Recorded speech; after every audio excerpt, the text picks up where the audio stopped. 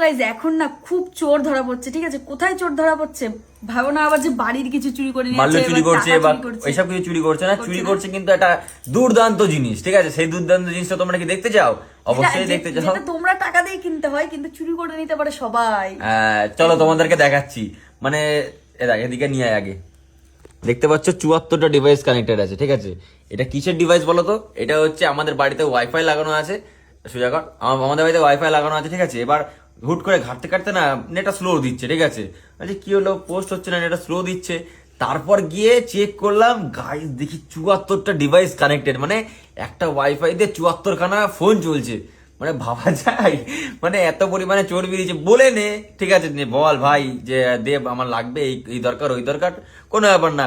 কিন্তু এরকম ভাবে নেওয়ার তো উচিত না, ঠিক আছে? তাও আবার একটা দুটো ডিভাইস না, 74টা ডিভাইস। এক মাস প্রত্যেক মাসে না দিলি 2 মাস 3 মাস পরে টাকাটা দিয়ে যাস, 300 কত করে নেয় সে টাকাটা কি বিষয় না, 74টা ডিভাইস ভাবতে পারছো? আমি বললাম 5-6টা ডিভাইস হলেও হওয়া যায়, 74টা বিশ্বাস হচ্ছে না? এই দেখ নিয়ে আয়, এই দেখ দেখ কানেক্টেড ডিভাইস 74 দেখাচ্ছে তো? কি বলবো, কিছু বলার নেই। কিছু বলার আছে? ভালো চুরি করো যেটাই ধরা পড়া যায় না, এটাই দিন ধরা পড়ে গেছে। চোর চুরি করে তো ধরা পড়বেই। যাক বাদ দাও, অ্যাশ করো, এনজয় লাইফ।